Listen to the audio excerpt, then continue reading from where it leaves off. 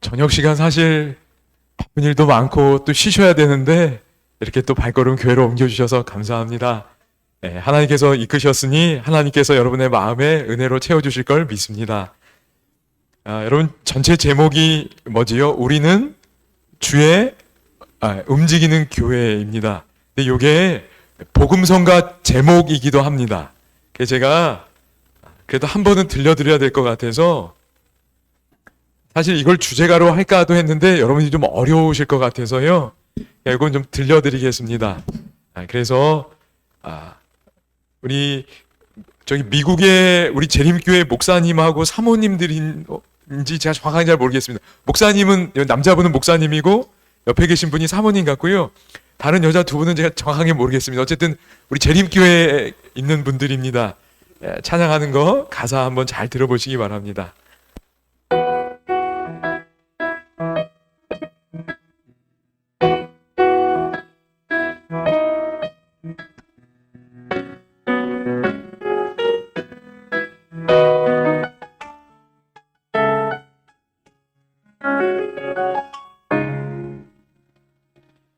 우리는 주의 움직이는 교회, 이곳은 주님의 자리, 내가 기도하는 모든 땅에서 예배받을 그날을 고대하네. 우리는 주의 움직이는 교회, 이곳은 주님의 위한 자리, 내가 기도하는 모든 땅 위에서 하나님 예배받은 그날을 고대하네. 주님의 성전들이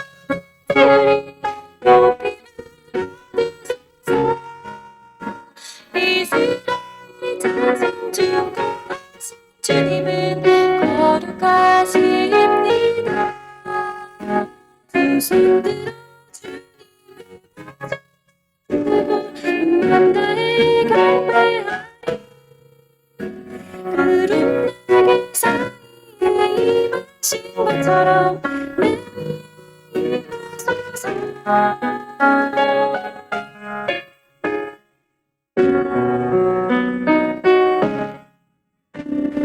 우리는 주의 움직이는 교회, 이곳은 주님을 위한 자리, 내가 기도하는 모든 땅 위에서 하나님 예배받은 그날을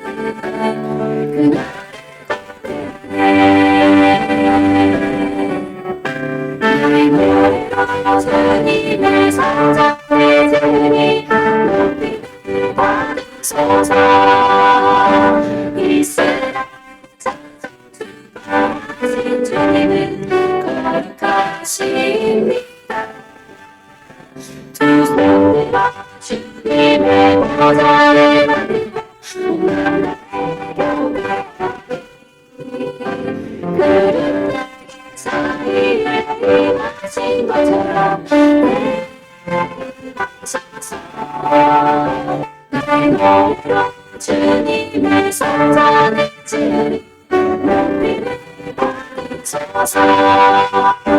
이스라엘 찬송 주하신 주님은 거룩하십니다.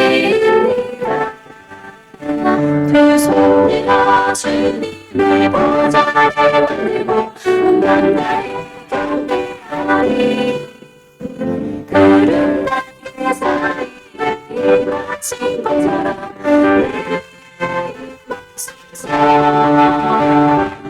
하나님 우리가 이곳에 섰으니 이 땅을 치유하소서. 하나님 우리가 어디든지 주를 높이리라. 열방들아 주님을 송축할지어다. 그 바람에 맞추 영원한 통치자 주 예수 그리스도,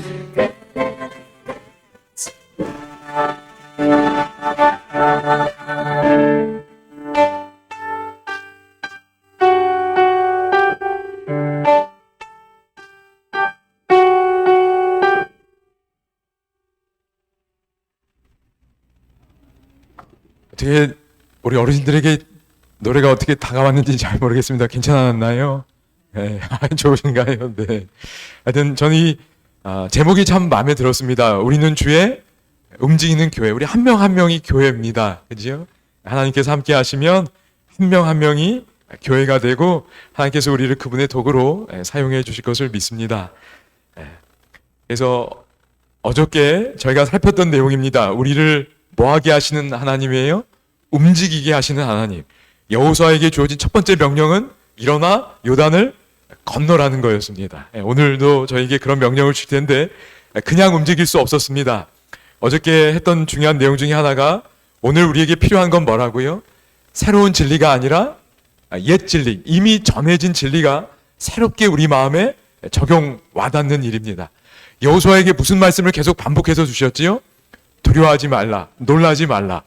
그 말을 전쟁을 앞둔 상황마다 계속 주셨습니다. 그리고 여호수아는 그 말씀을 받아들였고 움직일 수 있었습니다. 이제 오늘은 이제 어디를 건너야 될까요? 약속의 땅에 들어가려면 요단강 건너야 됩니다. 그래서 오늘 요단강 건너는 이야기 잠깐 좀 하겠습니다. 어제도 잠깐 나눴지만 여러분 약속하신 땅은 정말 나중에 새 하늘과 새 땅에 저희가 살게 되겠지만 영광의 천국도 있고 또 무슨 천국이 있다고 그러지요? 영광의 천국도 있고 지금 이 땅에서 누려야 될 무슨 천국이 있다고 그러지요? 은혜의 천국이 있다고 하지요. 그러니까 저희 약속의 땅은 나중에 저희가 하나님 나라 영광의 천국에 들어가는 것뿐만 아니라 오늘 이 땅에서 경험해야 될 하나님 나라가 있다고 믿습니다. 그러니까 우리 가정에, 우리 교회에 진리, 선, 아름다움이 더 풍성해지면 그게 은혜의 천국이라고 믿습니다. 그러니까 지금 저희가 경험해야 돼. 우리의 가정도, 우리의 교회도 2026년에 더 풍요로운 은혜를 누릴 수 있기를 소망합니다. 하나님이 저희를 글로 움직여 이렇게 가시는 거예요. 야, 지금 그대로 있지 말고, 야, 약속의 땅에 들어가야지. 이렇게 말씀하고 계시는데, 관문이 하나 있습니다. 뭘 건너야 되지요? 요단강을 건너야 됩니다. 요단강을 건너야 저기에 뭐가 있어요? 약속의 땅, 가나안 땅이 있습니다. 진선미에 더 풍성한 세계가 있습니다. 그래서 오늘 저 요단강을 건너는 게 어떤 의미가 있을지 좀 생각을 해보려고 합니다. 먼저 여러분이 생각할 시간을 좀 드리겠습니다. 뭐 이미 여호수아서도 공부하셨고 또 여러 번 많이 들으셨을 테니까요. 지금 한 두 분 또 이렇게 짝지으셔서 잠깐 이야기 나누도록 하겠습니다. 요단강을 건너야 약속의 땅에 들어가는데 요단강을 건너는 게 이게 어떤 의미가 있을까 오늘 우리들에게 잠깐 이야기 나누겠습니다.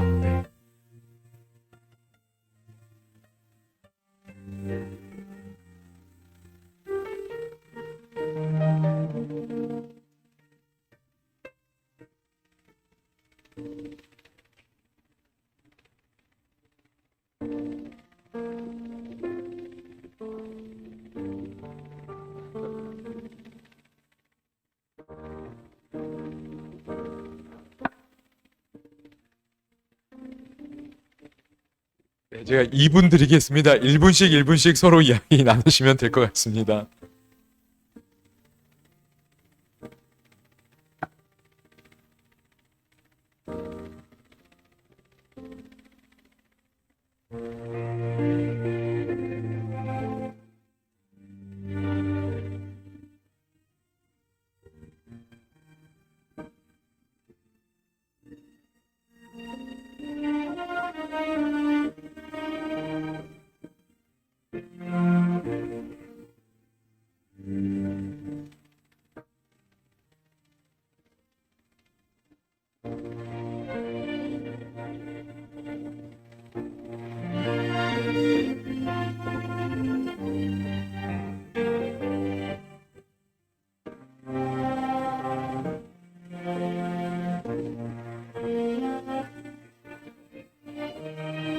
네, 이제 30초 더 드리겠습니다.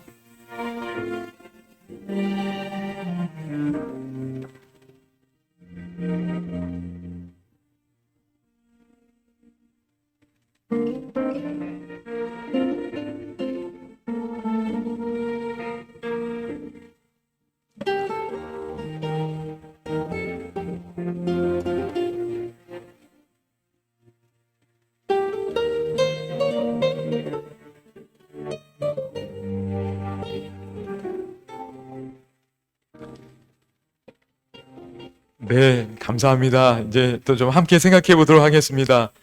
여러분이 어떤 이야기 나누셨는지도 참 궁금한데 시간 관계상 그냥 일단 넘어가겠습니다. 혹시 이거 꼭 나누고 싶은 분 계실까요? 본인 생각이든 짝꿍이 해준 이야기든 함께 나누고픈 내용이 있을까요? 이게 요단을 건너는 것 같다. 네, 일단 지나가겠습니다. 네.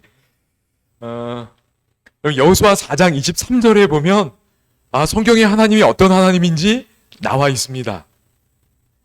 우리 남자분들만 한번 같이 한번 읽어보겠습니다. 너희의 하나님 시작.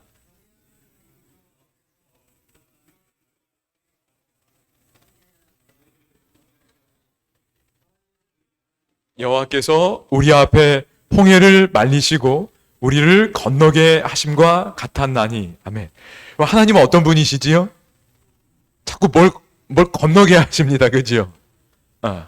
여호수아니까 요단물 마르게 하사 건너게 하셨는데 옛날에는 또 뭘 건너게 하셨어요? 홍해 건너게 하셨답니다. 그러니까 우리가 믿는 하나님은 이 큰 장애물을 건너게 하시는 하나님이십니다. 여기 홍해도 큰 바다여서 건너는 게 불가능했는데 이때 이스라엘 백성들이 요단을 건널 때도 시기상 물이 항상 넘쳤습니다. 그래서 그 많은 사람들, 짐승들이 건널 수가 없었습니다. 그러니까 인간적으로 불가능해 보였는데 건너게 하셨습니다. 그래서 우리가 믿는 하나님은 건너가게 하시는 하나님입니다. 홍해든 요단이든. 그런데 조금 전에 본 것처럼 여호수아 4장 23절은 요단강 건넌 걸 뭐와 연결시켰어요? 홍해 건넌 거하고 연결시켰습니다. 그래서 홍해 건너고 요단 건넌 걸 저희가 잘 알고 있습니다. 그리고 시편 66편 6절에 보면 하나님이 뭐를 변하여? 바다를 변하여 육지가 되게 하셨습니다. 이건 홍해에 대한 이야기예요. 그런데 무리가 걸어서 뭐를 건넜대요? 강을 건넜답니다. 그러니까 홍해 사건과 요단강 건넌 사건을 아예 합해버렸습니다. 우리가 거기서 주로 말미암아 뭐 했대요? 기뻐하였도다. 제가 첫날 말씀 제목이 하나님을 기뻐하며 찬양하라 였는데 제가 기뻐해야 될 이유가 여기 나와 있습니다. 우리 하나님은 홍해든 요단이든 뭐하게 하셔요? 건너게 하십니다. 여러분 여쭤보겠습니다. 건너야 찬양할 수 있을까요? 아니면 건너기 전에도 찬양할 수 있을까요? 아멘. 맞습니다. 건너게 하실 하나님의 약속을 받고 그 하나님을 찬양하시기 바랍니다. 그러면 건널 수 있다고 믿습니다. 건너서 찬양하는 건 말할 것도 없고요. 자, 그런데 왜 그러면 성경은 이 요단강을 건넌 것과 홍해를 건넌 걸 이렇게 연결시키고 있을까? 일단 둘 다 새로운 시작을 알리는 사건입니다. 그럼 강을 건넌다는 건 뭐를 알리는 거라고요? 새로운 시작입니다. 홍해를 건넜을 때 새로운 시대가 시작이 됐어요. 과거는 건너기 전에는 무슨 신분이었어요? 노예 종이었습니다. 홍해를 건너고는 이제 뭐가 됐어요? 와, 자유다 그랬어. 요단강을 건넌 것도 새로운 시대의 시작입니다. 요단강 건너기 전에는 이 사람들 뭐 하는 사람들이에요? 광야를 떠도는 사람들입니다. 근데 요단강 건너고는 이제 뭐 할 수 있는 사람들이에요? 땅에 정착하고 나라를 이루어 살 수 있는 사람들이 된 거예요. 새로운 시작입니다. 그런데 여러분 아는 것처럼 홍해와 요단은 연결되어 있습니다. 그지요? 홍해는 벗어난 거예요. 근데 그게 끝이 아닙니다. 그지요? 가나안 땅에 들어가기 위하여 벗어난 거예요. 그러니까 홍해가 시작이라면 요단강은 뭐예요? 완성입니다. 홍해가 출발이라면 요단강은 도착한 거예요.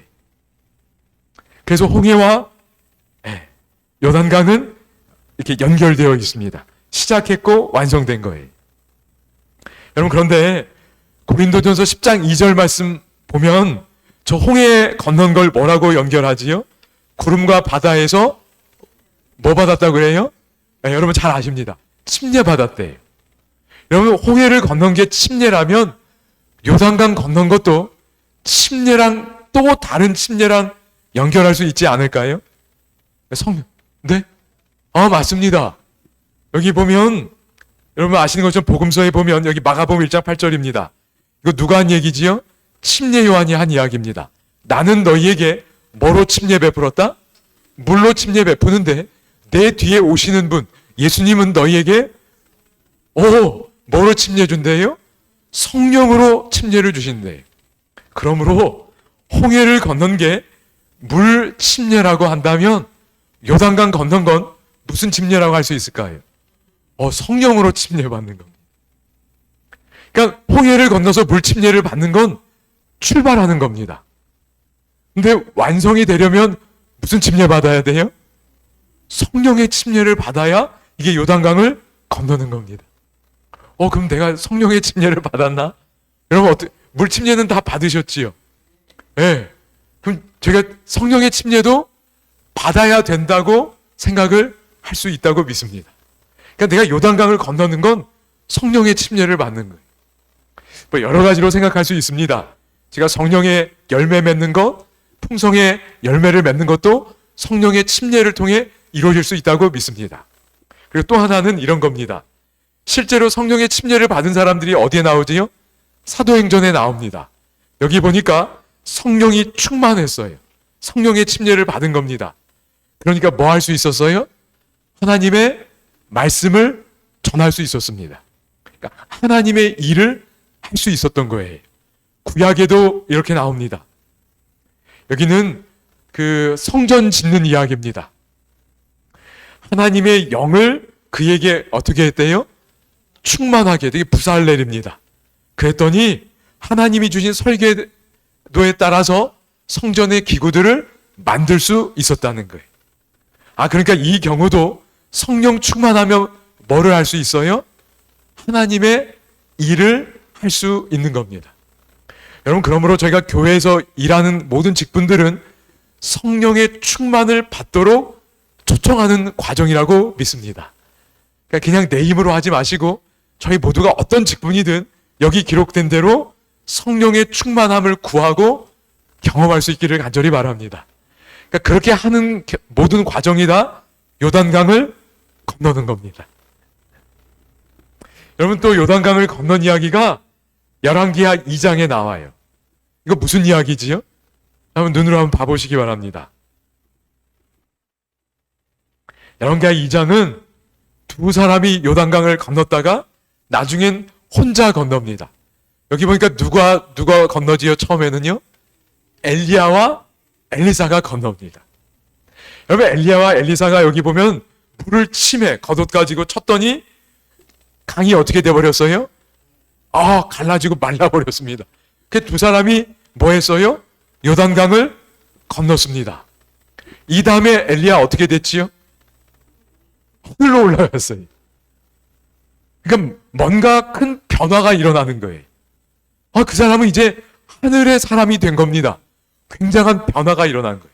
그러니까 강을 건너는 건 어떤 큰 변화를 가져오는 겁니다. 홍해든 요단이든. 근데 홍해는 출발이고 요단은 완성이에요. 그러니까 엘리야도 완성이 된 겁니다. 근데 엘리야가 하늘로 올라간 다음에 또 누가 그 요단강을 건너지요? 여기 보니까 엘리사도 건넙니다. 엘리야의 겉옷 가지고 엘리야의 하나님 하면서 그 요단물을 쳤더니 어떻게 됐어요? 물이 이리저리 갈라졌어요. 그리고 엘리사도 건넜습니다. 그럼 엘리사는 어떤 변화가 있었지요? 엘리야가 있을 때는 엘리사는 엘리야의 수종드는 사람이었습니다. 성경에 보면 엘리야의 손에 물을 붓던 사람이라고 나와요. 근데 엘리야가 이제 하늘로 올라가니까 엘리야를 이어서 선지자 역할 누가 해야 되지요? 엘리사가 하는 겁니다.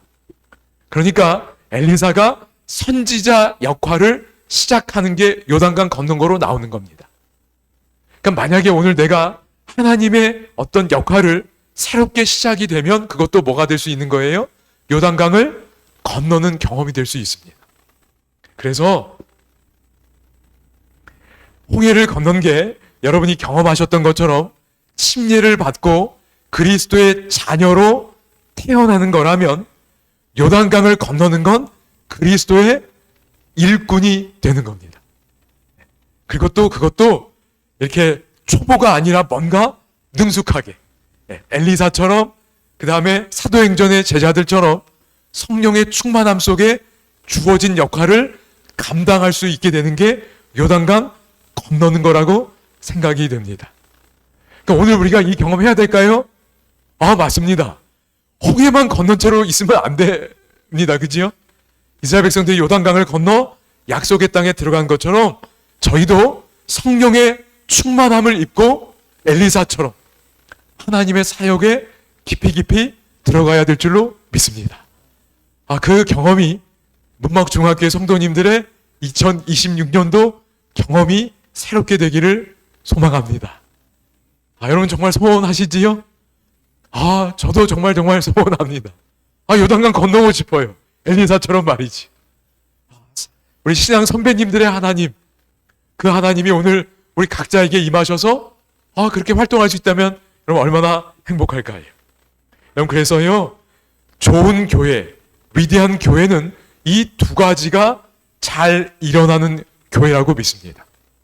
그러니까 새로운 영혼들이 계속 침례받아야 돼요. 그지요? 영혼의 구원이 있어야 돼요. 근데 거기서 멈추면 될까요? 안 됩니다. 무슨 일이 있어야 될까요? 그 태어난 자녀들이 성장해서 그리스도의 뭐가 돼야 돼요? 일꾼이 돼야 됩니다. 엘리사처럼. 그래서 우리 교회가, 우리 문막중앙교회가 어떻게 하면 이런 좋은 교회가 될 수 있을까? 이미 그렇게 또 잘하고 계시겠지만 또 다시 한번 잠깐 이야기 나누고 내년도에 이렇게 될 수 있도록, 더 잘할 수 있도록 교회를 위해 기도하는 시간 잠깐 가지면 좋겠습니다. 잠깐.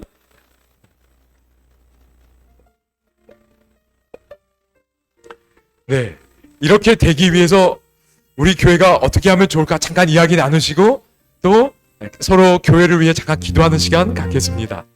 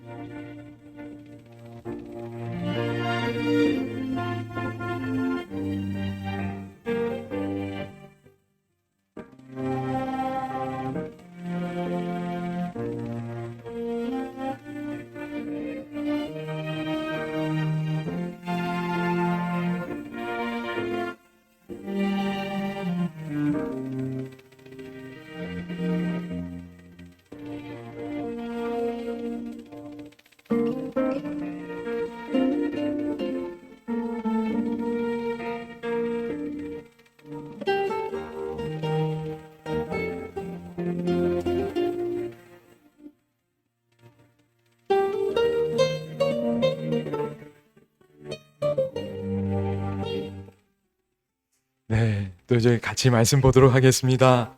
여러분 정말로 이런 교회를 꿈꾸시면서 하나님 안에서 이루어가시면 참 좋겠습니다. 이분은 샘 레노르라는 목사님인데요. 우리 재림교회 목사님입니다. 지금은 이분이 작년도 이게 기사 같은데요. 우리 재림교회 보건복지부의 무슨 선교 담당자입니다. 근데 이분이 채플린, 그러니까 교목으로 꽤 오랫동안 라시에라 대학인가 계셨던 것 같아요. 근데 이분이 우리 어드벤티스트 리뷰라고 잡지가 있습니다. 거기에 쓴 글을 제가 한번 본 적이 있는데 요단강을 건너는 의미를 아주 잘 설명해 준 것 같아요. 이분이 이런 글을 썼습니다. 제가 한글로 그냥 읽어드리겠습니다. 셈족의 땅에 대한 개념은, 셈족이 저 유대인 히브리 사람들 그를 셈족이라고 하지요. 땅에 대한 개념은 단순히 당신이 차지하고 거주하는 장소가 아니다 그랬어요. 땅에 대한 그들의 개념은 뭐라고 그랬지요? 당신이 누구냐이다. 즉 당신이 거주하는 장소는 당신의 정체성이다 그랬습니다. Your identity라 그랬어요. 그럼 이 말이 맞을까요? 이게 무슨 말이지요? 그럼 여쭤보겠습니다. 가나안 사람들이 왜 쫓겨났지요?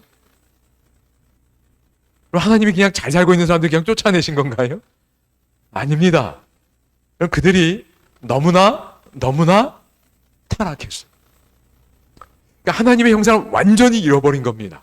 우상을 숭배하고 그들의 이 죄된 욕망대로 마음대로 행동하니까 완전히 하나님의 형상을 잃어버린 거예요. 그래서 그 땅이 토한 겁니다. 중요한 것 중에 하나는, 그럼 이스라엘 백성들이 그들과 똑같이 되면 그들도 어떻게 될까요? 그 땅에서 또 쫓겨나는 거예요. 살 수가 없는 겁니다. 다시 말해 하나님의 나라는 그냥 물리적 공간이 아닙니다. 내가 하나님의 형상을 잃어버리고 이게 안 되면 그 땅에 살 수가 없는 거예요. 여러분, 예수님 오실 때 품성이 바뀔까요? 와, 예수님 오신다. 내 품성 바뀌어야지. 이러면 품성 바뀔까요? 아니요. 맞습니다. 예수님 오실 때는 그냥 이미 정해진 품성대로 고정되는 거죠. 그리고 물론 우리의 몸과 마음이 더 새로워질 거라고 분명히 믿습니다. 그러나 무덤에서 깨어날 때 품성이 바뀌는 게 아니지요. 그래서 땅은 정체성하고 관련이 있다는 겁니다. 그러니까 품성 변화가 그토록 강조되는 이유는 하나님 나라는 우리의 정체성, 품성과하고 밀접한 연관을 갖고 있는 거지. 그래서 이 말이 성경적으로 맞다고 생각이 됩니다. 그래서 이렇게 설명했어요. 그러므로 하나님이 이스라엘 백성들에게 정말로 말씀하신 것은 이것이다. 강을 건너 약속의 땅으로 들어가라는 말은 진짜 너로 들어가라는 말이에요. 저 강의 건너편은 하나님인 너가 정말로 하기를 바라는 것이고 너가 정말로 되기를 원하는 곳이며 그렇게 되도록 내가 너를 부른 곳이다 라고 이야기합니다. 그러니까 이게 요단강을 건넌다는 의미입니다. 너는 너의 정체성이 엉망이 되어버린 매우 나쁜 곳에서 왔다. 애굽에서 노예 생활할 때 말이지. 그곳에서 너는 노예라는 말을 들으며 살았다. 나는 너가 새로운 땅으로, 곧 새로운 정체성으로 건너가기를 바란다 그랬습니다. 여러분, 요단강을 건넌다는 게 어떤 의미가 있다고요? 새로운 땅, 곧 새로운 정체성으로 들어가는 거예요. 새로운 나로 들어가는 겁니다. 그래서 요단을 건너가야 됩니다. 하나님께서 우리를 건너가게 해주실 줄로 믿습니다. 예를 들면 저는 이런 겁니다. 여러분, 제가 지금 제 정체성이 뭐지요? 목회자고 설교하는 사람입니다. 제가 그렇게 살고 있습니다. 그런데 하나님이 저한테 요즘 주시는 말씀이 있어요. 저한테 요즘 주시는 말씀입니다. 저한테 무슨 말씀 주신대요? 기호야, 말씀을 증거하는 건 무슨 일이야? 즐거운 일이야. 여러분, 제가 지금 말씀을 즐겁게 전하는 것 같아요? 아니면 좀 힘들어 보이나요? 감사합니다. 제가 목회를 좀 늦게 나왔습니다. 그러니까 36살인가 이제 목회를 처음 나왔습니다. 제가 1995년도에 신학과에 입학했습니다. 근데 목회는 몇 년도에 나왔냐면 2011년도에 나왔습니다. 그러니까 소위 말하는 사회생활을 16년 만에 시작한 겁니다. 그러니까 목회 나오기가 저는 좀 힘이 들었던 것 같아요. 용기가 잘 안 생겼습니다. 그리고 제가 나올 때는 이제 그래서 1995년도에 대학에 들어갔다가 2008년도에 대학을 졸업했습니다. 그러니까 13년 걸렸습니다. 대학 졸업하기까지. 그러니까 군대 물론 포함해서. 그리고 1년 일하고 그다음에 제가 목회 나올 때는 대학원을 해야 됐습니다. 그래서 2년 공부하고 16년 만에 목회를 나왔어요. 용기가 생겨서 나온 게 아니고 뭐 하나님이 이제는 그래도 은혜로 불러서 어쨌든 나오게 됐습니다. 제가 너무 자격이 없는 것 같아서 이렇게 나오기가 참 힘들었습니다. 근데 16년 있었다고 자격이 생겼을까요? 아, 난 이제 나올 만해 이랬을까요, 제가? 전혀 안 그렇습니다. 어쨌든 은혜로 나왔는데 제가 첫 번째 교회에서 3년 있었습니다. 우리 동중환 앞에 한 교회 나왔는데 그런데 저는 학생반을 담당했습니다. 이제 목회자 3명 있는 교회였는데 가끔 안식일 예배 때 이제 본당에서 설교를 한 1년에 뭐 한 번, 2번 했나? 하여튼 그리고 이제 화요일 날 이런 때는 또 했었겠지요. 근데 한 집사님이 3년째 되던 해에 저한테 이렇게 얘기하셨어요. 저를 굉장히 아껴주고 도와주시던 집사님인데 목사님은 아무리 교만하게 설교해도 교만하게 안 보이니까 좀 더 당당하게 설교하면 좋겠다 그러셨어요. 그러니까 제가 설교하는 모습이 굉장히 위축되고 부끄럽고 막 그런 모습이었나 봅니다. 제가 이렇게 앞에 여기 이렇게 단에 이렇게 앉아 있으면 늘 그 생각이 나요. 그래서 제가 설교하는 걸 너무 힘들어 했습니다. 말하는 게 저는 참 쉽지 않은 사람입니다. 근데 하나님이 요즘 저에게 주시는 말씀이 뭐라고요? 기호야, 말씀을 증거하는 일은 무슨 일이야? 즐거운 일이라는 거예요. 제가 이걸 어디서 느꼈냐면 하나님이 창세기 1장에 창조하는 걸 보니까 하나님이 무슨 말이 자꾸 반복되지요? 보시기에 좋았더라. 하나님이 막 즐거워하시는 것 같아요. 막 신나졌어요. 그래서 하나님이 말씀을 통해 우리의 마음을 새롭게 창조하시는 거잖아요. 그러니까 기호야, 내가 즐겁게 창조하고 있어. 그러니까 너도 그 즐거움에 참여하면 좋겠다고 저한테 얘기하시는 것 같아요. 근데 그동안에 저는 이게 중요하고 책임 있는 일이라고 생각은 했지만 즐거운 일로 하지는 못했습니다. 근데 제가 이제 올해 15년째 지금 목회를 어쨌든 부족하나마 하고 있는데 그래서 하나님이 저한테 새로운 정체성을 주시는 거예요. 새로운 정체성이 뭐예요? 말씀 전하는 일을 뭐 하는 설교자? 즐거워하는 설교자. 저는 지금까지 그렇게 잘 못했습니다. 사실 지금도 저는 힘이 듭니다. 근데 다행히 즐거워 보이신다니까 감사합니다. 근데 저는 이 약속을 받아들였고 하나님과 더불어 요단강을 건너려고 합니다. 네, 건너고 있는 것 같아요. 그런데 내년이 되고 내후년이 되면 제 표정과 말투에 야, 이 사람 정말 즐겁게 말씀 전하고 있구나라고 하나님이 만들어주실 줄로 믿습니다. 그러니까 그게 저한테는 새로운 정체성입니다. 그러니까 예전에는 그냥 설교자였다면 이제 새로운 정체성은 뭐예요? 말씀 전하는 일을 즐거워하는 설교자가 제 새로운 정체성입니다. 이렇게 하면 제가 요단강 건너는 겁니다. 저는 지금도 요단강 건너는 것 같아요. 여러분이 이렇게 도와주신 덕분에. 여러분 이해되시나요? 그러니까 이미 여러분들은 집사님이십니다. 그지요? 그런데 여러분도 저처럼 저도 이미 목회자고 설교자였지만 뭔가 하나님이 바꿔주실 수 있다고 생각이 됩니다. 여러분도 이미 엄마고 이미 아빠입니다. 그런데 어떤 엄마, 어떤 아빠로 바꿔주실 수 있다고 생각합니다. 이미 장로님이고 이미 집사님이세요. 그런데 뭔가 또 새롭게 해주실 수 있다고 생각이 됩니다. 이제 여러분이 그걸 찾으셔야 되지요. 저는 이렇게 하나 찾았습니다. 그래서 잠깐 여러분에게 시간을 드리겠습니다. 결국 여러분이 생각하시고 기도하는 게 중요해서요. 새로운 나의 정체성 뭐가 있을까 한번 이야기 잠깐 나눠보시기 바랍니다. 나는 이런 엄마였는데 이런 엄마가 되면 새로운 정체성일 것 같다. 아니면 이런 집사님이었는데 이런 집사님으로 바꿔주면 새로운 정체성일 것 같다. 잠깐 이야기 나눠보시기 바랍니다.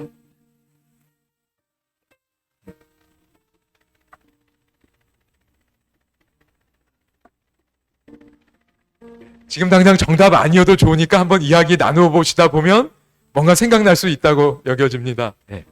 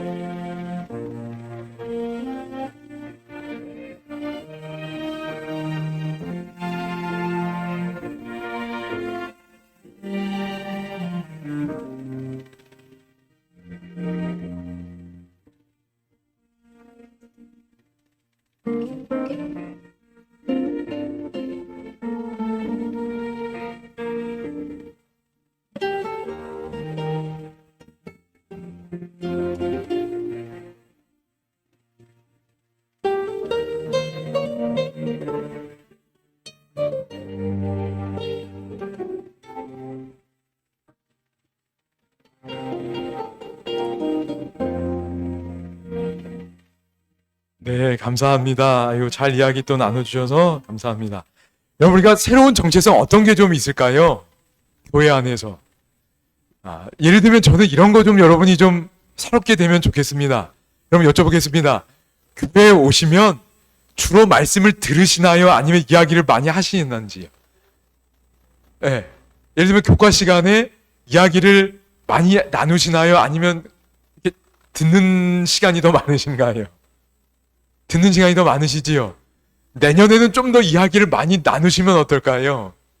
네, 그런 것도 좀 바뀌면 좋겠습니다. 그러니까 좀 더 적극적으로 교과 공부 시간에 참여하는 거지. 여러분 교과 공부를 한꺼번에 몰아서 하시나요? 아니면 매일매일 조금씩 하시나요? 네. 매일매일, 아유, 장로님 훌륭하십니다. 특별히 우리 교사분들은, 만약에 여기 뭐 교사분들도 있는데, 좀 더 질문을 많이 준비해 오시고, 좀 더 즐겁게 교과 시간을 이끌어가는 교사가 되는 것도 저는 새로운 정체성이 될 수 있다고 믿습니다. 교과 시간이 사실 너무너무 중요한데, 하여튼 모르겠습니다. 하여튼 우리 교회는 이 교과 시간이 조금 하여튼 바뀌면 참 좋겠다는 생각을 개인적으로 하고 있습니다. 그러니까 똑같은 교사 말고 내년엔 뭔가 좀 이렇게 발전해 가는 겁니다.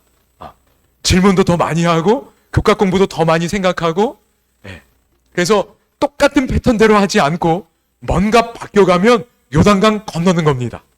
그럼 요단강 좀 건너고 싶지 않으셔요? 건너면 좋겠습니다. 하나씩이라도.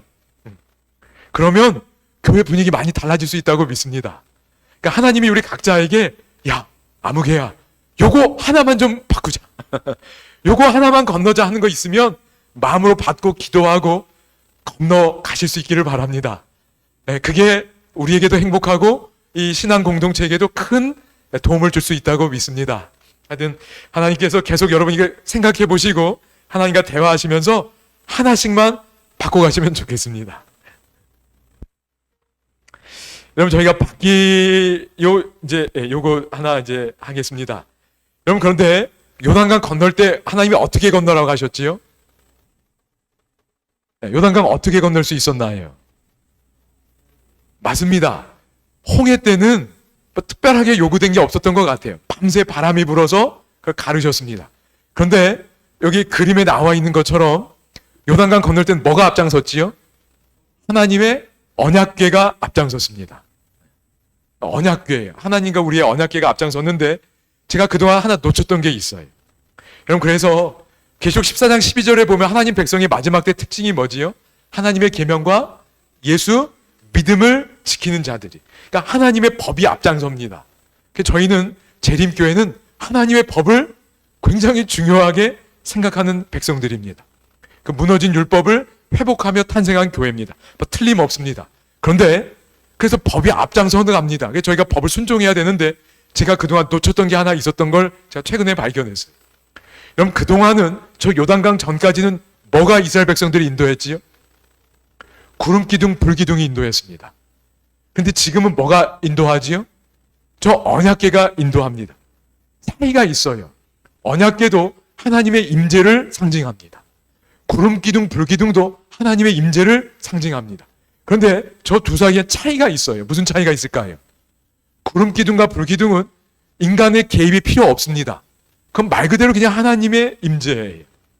그런데 언약궤는 사람이 개입해야 돼. 누가 저걸 어깨에 맸지요? 제사장들이 메고 가는 겁니다. 그러니까 하나님의 법을, 하나님의 언약궤를 누가 맸어요? 사람 제사장이 맨 겁니다. 그러니까 법만 강조하면 안 되고 제사장이 메고 간 겁니다. 그럼 우리의 제사장이 누구시지요?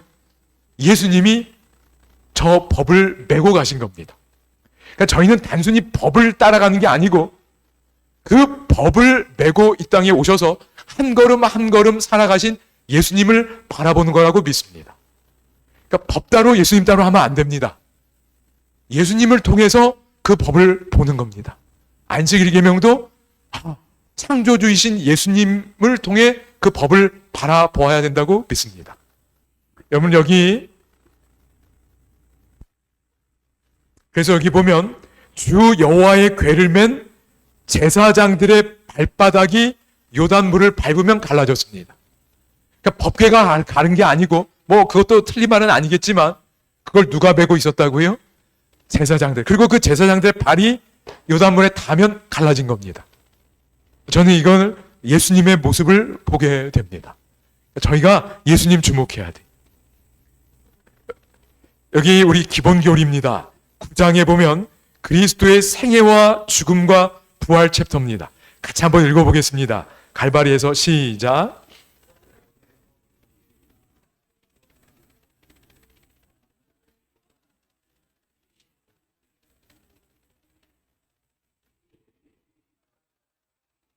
그럼 예수님이 이 땅에 오셔서 십자가에서 뭐라 그러셨지요?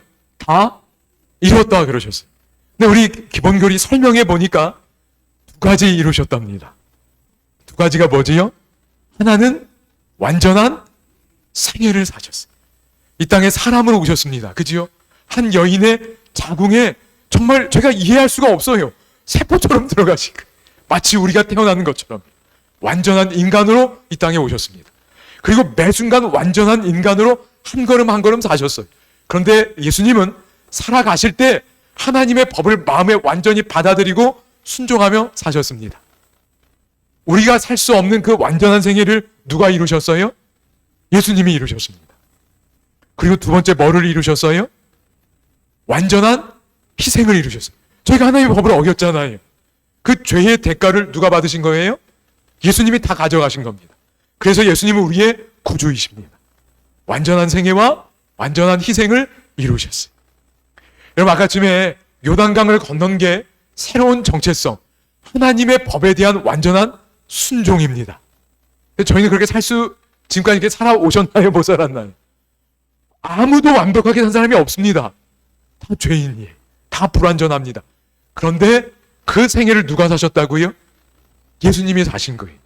그래서 우리가 할 일은 마치 이 이스라엘 백성들이 그 제사장이 어깨에 메고 가는 모습을 하나님이 2000규빗 떨어져서 보라고 그랬어요.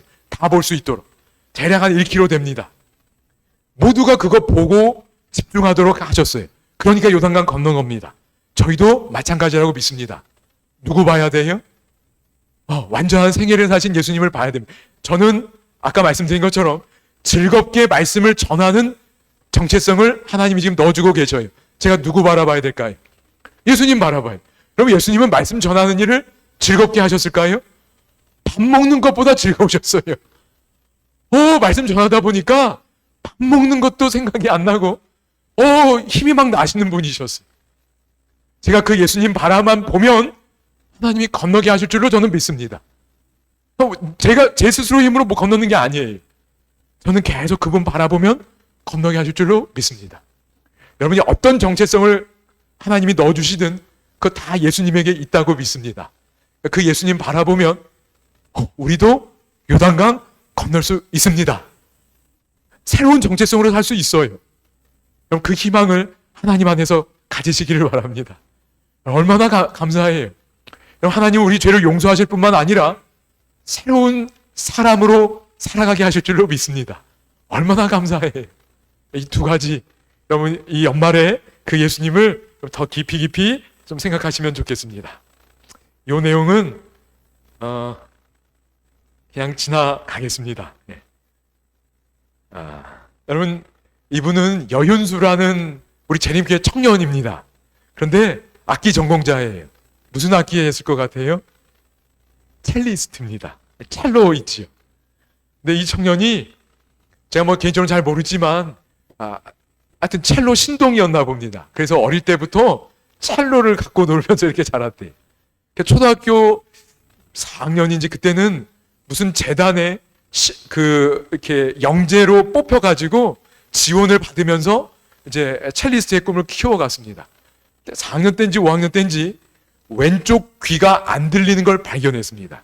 메니에르라는 병이 발병한 걸 알게 됐어요. 여러분 음악가가 되어올 꿈인데 뭐가 안 들린다고요? 한쪽 귀 소리가 안 들리는 거예요. 얼마나 힘들었겠어요. 지금도 이게 완전히 낫지 않으신 것 같아요.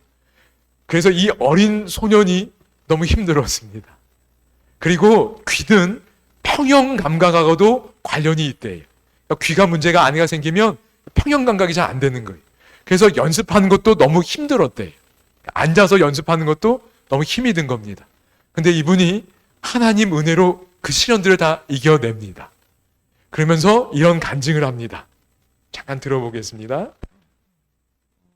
저도 참 신기해요. 지금도 그때 당시 콩쿨 무대 위에서 한 영상들을 제 연습하는 영상들과 비교해보면 정말 다른 사람이 하는 것 같다고. 정말요? 예, 저도. 예, 신들린 연주를 하셨군요. 네. 그래서 이게 왜 그런가 생각을 해보면 어릴 때는 그냥 내가 잘해서 내가 그냥 무대 체질이고 내 집중력이 좋구나 이렇게 생각을 했는데 예, 지금 생각해보면 그게 다 하나님의 은혜였다고 생각을 해요. 항상 뭘 할 때마다 자기 전에도 항상 그랬고 하나님께 제 귀를 치료해달라고 기도를 항상 했었는데 하나님께서 그 기도는 들어주지 않으셨어요. 근데 그거와 별개로 제가 음악을 하면서 제가 고민했던 모든 것들을 하나님께서 무슨 답변을 주시는 것 마냥 무대 위에서 정말 잘 극복을 할 수 있게 도와주셨는데 어쩌면은 제가 귀도 멀쩡했고 지금 제가 냈던 성과들을 다 가지고 있었더라면은 엄청 거만해지고 어쩌면은 하나님이 누군지 다 까먹고 교회도 안 나가고 맞아요. 그렇게 됐었을 수도 있는 것 같아요. 네. 그때 저는 사춘기였으니까 네. 그리고 예. 그래서 어떻게 보면 하나님께서 귀를 치료해 주시지 않으시면 좋은 성과를 주시면서 제가 항상 나약해질 때마다 하나님이 누군지를 기억할 수 있게 어쩌면은 귀를 치료하신 것보다 더 좋은 거를 주신 게 아닌가 생각이 들어요. 그래서 네, 귀의 회복보다 더 좋은 걸 주신 하나님을 이렇게 고백합니다. 그러면서 하나님 안에서 훌륭한 연주를 해온 것 같아요. 그런데 이분이 어떤 경험을 하냐면 새로운 정체성을 갖게 되는 한 경험을 하는 것 같아요. 또 미국에서는 이제 고아원에 가보니까 별별 아이들이 다 있더라고요. 사람이랑 말을 아예 안 하는 사람도 있고 아이들도 있고 너무 우울해서 손목을 딱 걷었는데 다 칼자국이 너무 많은 아이들도 있고 태어날 때부터 엄마 아빠가 없이 자란 아이들이 되게 충격받았던 게 뭐냐면은 엄마 아빠가 없어서 슬프지 않냐라는 질문, 제가 물어본 건 아니지만 질문에 그게 어떤 감정인지 모른다라고 경험이 없어서. 예, 그게 무슨 느낌인지 모른다고 대답하는 게 너무 마음이 아프더라고요. 제가 어떤 아이들은 너무 난폭하기도 했고 그런 어떤 아이들은 저랑 비슷한 나이 또래였어요. 근데 오히려 걔네가 너무 성숙한 거예요, 저보다도. 그런 아이들을 만났는데 거기서 느낀 게 분명 음악을 연주하기 전까지는 이러이러한 사연들이 있는 아이였는데 음악을 연주하고 나니까 그냥 모두가 하나같이 다 웃고 있는 거예요. 웃고 있고 그 모습을 보는데 음악의 힘은 대단하구나 이 생각이 들더라고요. 여러분 고아원 봉사를 통해서 뭐를 이분이 경험하지요? 음악의 힘이 크다는 걸 경험합니다. 그래서 다 힘든 표정이었는데 음악 연주하고 나니까 다 똑같이 웃는 모습을 보면서 이게 굉장한 봉사의 도구가 된다는 걸 깨닫게 됩니다. 그래서 지금 이분의 정체성은 단순히 첼로 잘하는 연주자가 아니라 의사 같은 치유하는 음악인이 되고 싶은 정체성을 갖고 연주 활동하고 있는 것으로 알고 있습니다. 그래서 하나님이 이분에게 그렇게 봉사하는 정체성을 준 것 같아요. 하나님께서 오늘 우리에게도 또 새로운 마음을 주셔서 그저 똑같은 삶이 아니라 하나님 안에서 새롭게 되는 그런 소망과 꿈을 여러분이 가지시게 되기를 소망합니다. 이분이 은혜 아니면이라는 찬양 연주, 한쪽 귀가 안 들리는 분입니다. 하나님 은혜로 극복한 분이에요. 그래서 연주 듣고 개인기도하는 시간 잠깐 갖겠습니다.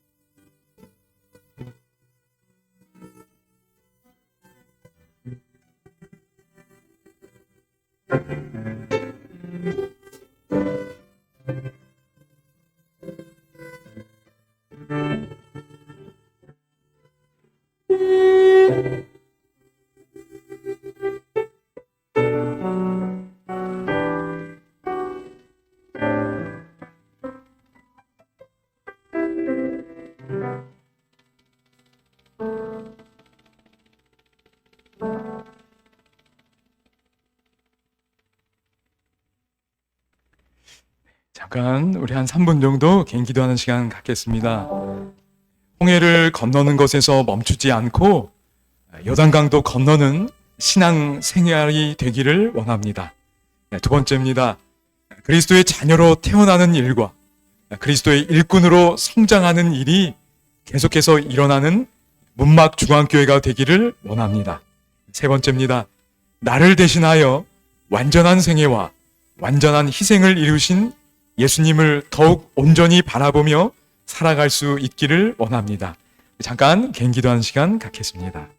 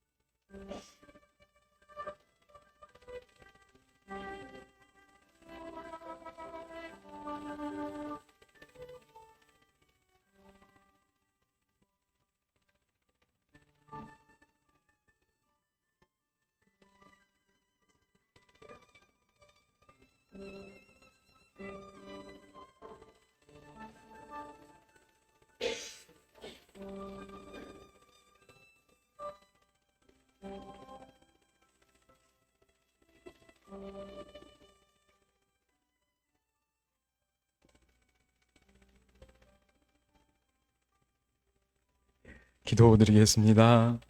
하늘아버지, 오늘도 말씀을 통하여 우리 마음에 찾아와 주셔서 감사합니다. 하나님, 홍해를 건널 뿐만 아니라 요단강도 건널 수 있도록 약속해 주셔서 감사합니다. 약속 주신 주님을 우리 마음에 영접하오니 임하여 주시고 이 약속 이루어 주시기를 예수님의 이름으로 기도드립니다. 아멘.